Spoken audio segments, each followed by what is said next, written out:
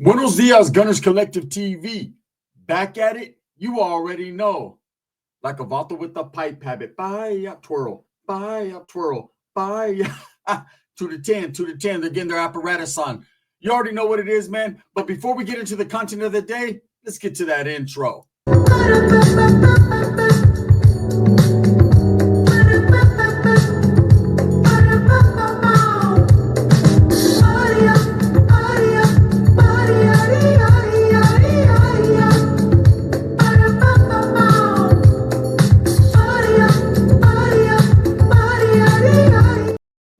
Welcome back to Gunners Collective TV. If you haven't already, hit that like and subscribe button. Make sure that you push that.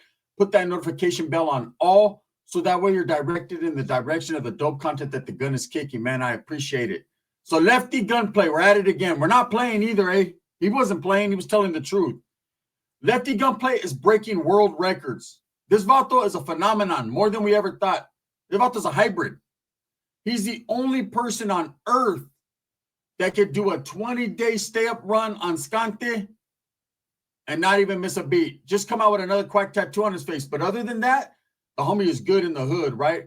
So Lefty Gunplay went on a podcast the other day and has decided to spill the beans, tell his truths, man. That's one thing I've always liked about Lefty Gunplay. No one can take it from him. The vato's not shy. The vato's not scared to tell you exactly what it is with him.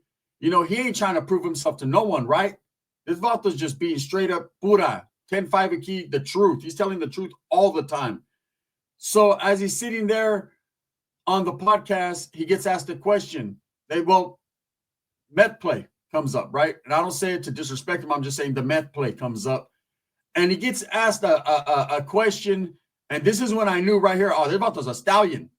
This vato right here should be in the Guinness Book of World Records, because he's done something no other man has done. Not even Superman got anything on Lefty Gunplay. Devato's a warrior, and not a weekend warrior, a fucking 20-day warrior. So he was asked about, the Lefty meth play and what exactly, it entailed, how involved he was, if he had a drug problem, to which he admitted, yes, it's not a problem.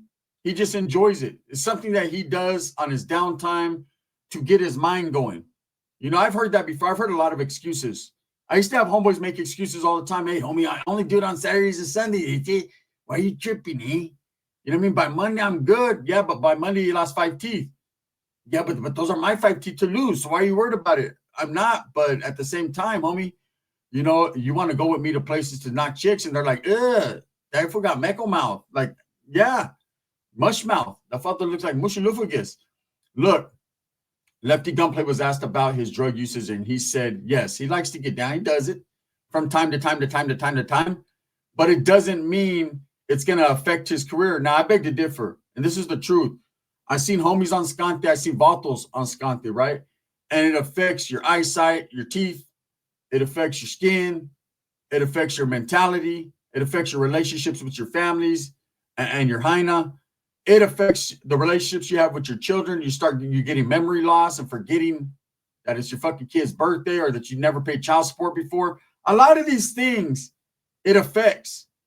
But what it doesn't affect is the fact that you think you have a problem. Only you can do that. Only you can admit, hey, man, I got a little bit of an issue here. Well, what's the issue, homie? I can't buy an apple no more. Oh, yeah, I would say that's a fucking issue right there, right? Or says, yeah, all I can do is suck on an orange. Well, there you go. At least you're getting your calcium, right? That's good. Just drink orange juice. Look, Lefty admitted that he does use Scante. We all know that. He got caught with it in his cheeks clapping. But at the same time, this vato needs his flowers. Even though he does do it from time to time, he still needs to go into the Guinness Book of World Records, because he was asked a question that stood out to me.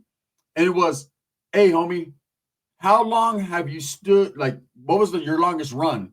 For the people in the drug world, you know what a run is. Like, how many days can you stay up? And me personally, I've had homies that have stood up for a week, week and a half, almost 2. And then they start seeing the monsters and shit. And they get unbearable. You can't be around them, about to sticking feathers in their heads and bones in their nose and walking around the street doing the oof, oof, oof, right? You just like, hey, homie, I can't fuck with you no more. Lefty spoke on the Guinness Book of World Records. He's a record holder. This vato said, when asked the question, he said, I did 20 days consecutive. 20 days he stood up with no sleep. And when he was asked, well, what'd you do? He said, I was in jail, man. We were in the dorm in LA County. Me and all the homies and some good shit hit. And we were up at least 19, 20 days. Like one day is going to make a difference. Like minus one day makes it sound better, right? I was like, what? They're in there like that. And the dude asked me, well, what are you guys doing there? He was like, shit, we draw, write letters, make knives, beat each other up. I was like, good Lord, right? They're not doing it like that.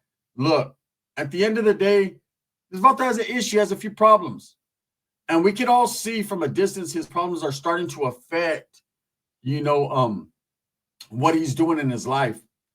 When you're trying to be a rapper, you're trying to be on that world stage, you're trying to make that bag, the drugs will bring you down. And I know how it starts, man.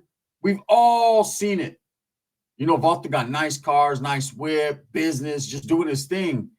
And next thing you know, he comes crashing down. Now, let me tell you about a dude that I know, man. Personally, a homie, right? So I met this homie at a club, man. Solid dude, man. I still don't take nothing from him. It is what it is, right? And when I met him, he was a business owner, and we vibed. We had hella fucking chicks right there. He's like, oh, bro, you're like me, bro. Golded down, dressed clean. You know what I'm saying? There's a gang of chicks. You're knocking them. Like that was our thing. So we became cool homeboys, like, hey, bro, you get me, I got you. Like, fuck it. I'll be your wingman. You be my wingman. Let's get chicken wingman. Let's get it. And the dude wasn't in the dope, wasn't nothing like that. He was just regular. So we partied with the gang of chicks. We're knocking the baddest ones in the club. This is the truth. This is the true story. Or at least we thought they were the baddest ones, right? According to my GPS.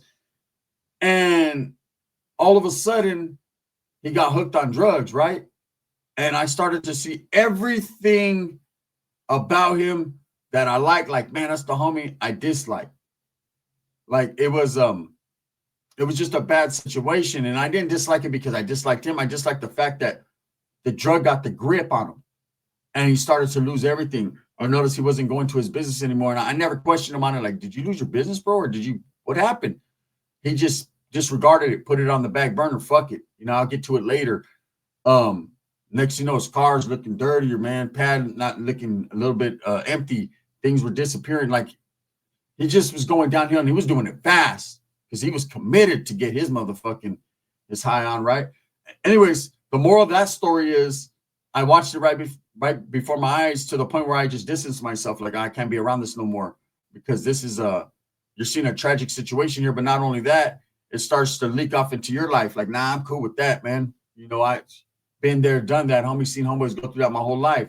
That was one of the things I disliked the most in the hood was seeing homeboys fucking riding beach cruisers around town on some bullshit.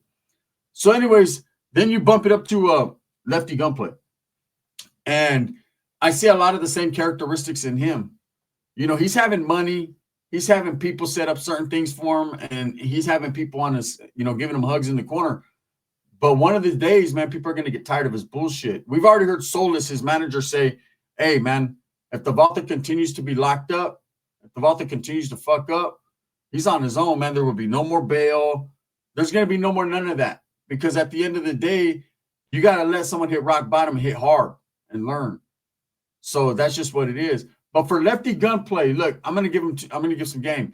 For Lefty Gunplay to go on this podcast and say, hey, yeah, I stood up 20 days consecutive on Scante. Like it wasn't nothing. Like it was normal. And to make it sound believable, I'm here to break it down and say, I don't know. Let's get controversial here. Leave the comment. Have you ever seen anyone in your whole entire life stay up? And I mean stay up solid, man. Not no bullshit like I'm going to take a little cat nap or drink a Mountain Dew and eat an ice cream. Like we know how they fools get down, right? Have you ever seen someone stay up 20 days consecutive? After about 7th to 8th day, they start fucking going, right? They start tripping, man. So I've never really actually seen it happen. And I think Lefty was doing what Lefty does. And this is what he does, man, which trips a lot of people out, is he puts a whole lot of tapatio on the stories, like a lot. Everybody puts a little tap. Hey, you can't eat eggs without a little tapatio. You know what I mean? Or Tabasco, however you do it. But this Vato splish and splashes his shit. Every story, if he did like 4 years in prison, it's like 20 years. If this Volta did if he was on in the LA County jail, he was there when OJ was there, even though he wasn't old enough to be there. You know, there's always like a twist to the story that makes it a little bit unbelievable. Like, bro, how the fuck does that work out? You know, I don't get it.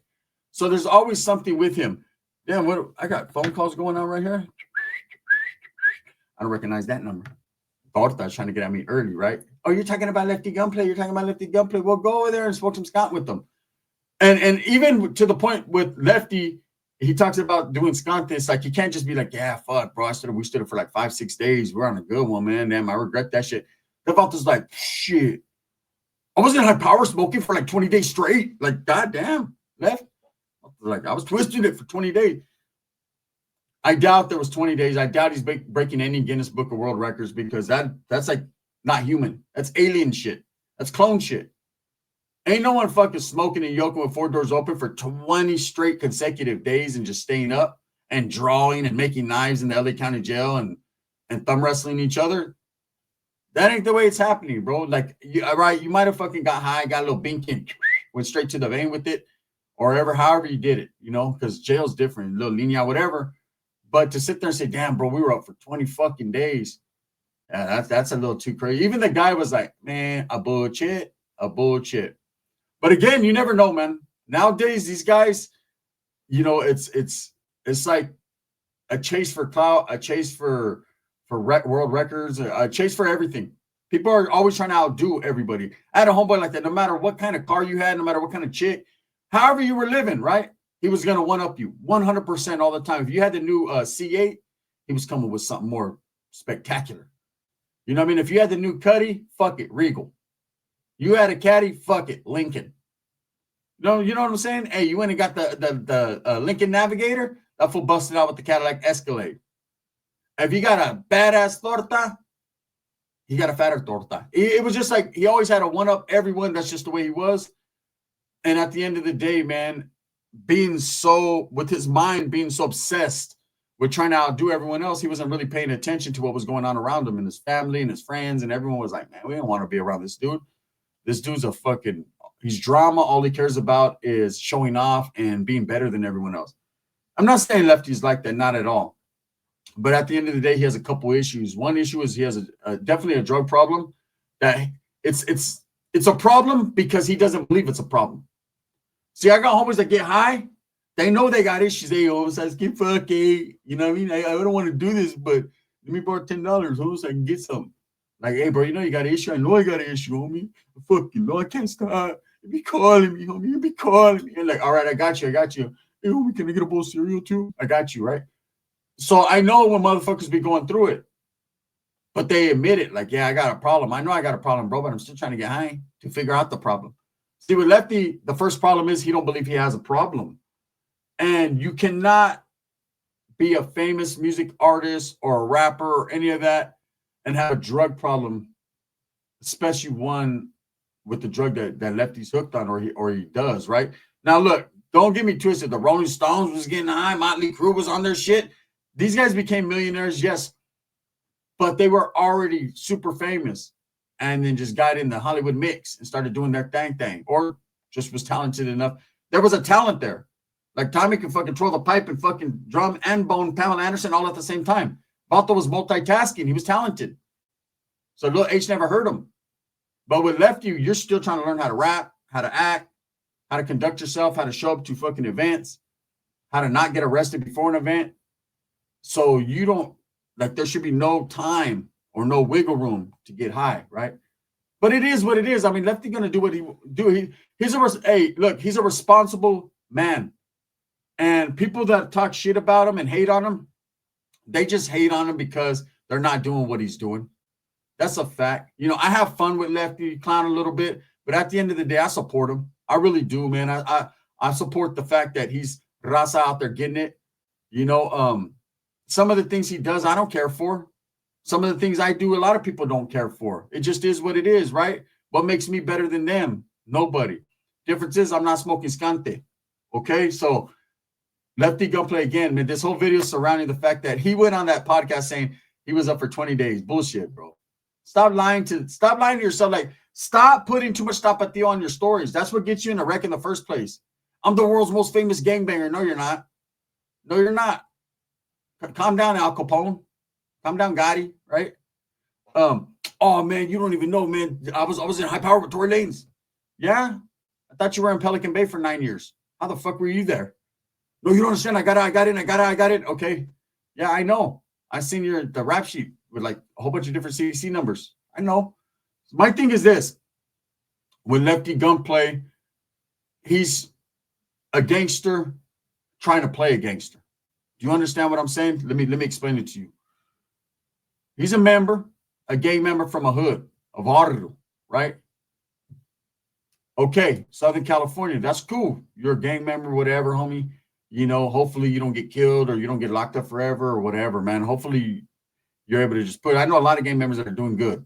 Okay. They're with their families or whatever. So hopefully you're in that. But he's a gang member trying to play a gang member. So he wants to be harder than he really is. Like being a gang member from Oahu ain't enough. You have to be the world's most famous gang member. You have to be the hardest dude. You got to have a fucking AK-47 tattooed on your head. You got to get caught with 2 ounces of meth in your ass. You got to get arrested right before your biggest fucking performance. You have to, because there's a certain image and a persona that people expect of you. You can't be a hardcore gang member and loved and respected if you're not really putting in that work, right? But there's a difference. See, the dudes that are really banging out there, you never hear about them. The ones that are really putting in the work, you never hear about it. I mean, you hear about it, but you don't know who did it. And they're not trying to let you know who did it. In their mind, it's like, got them. That's it.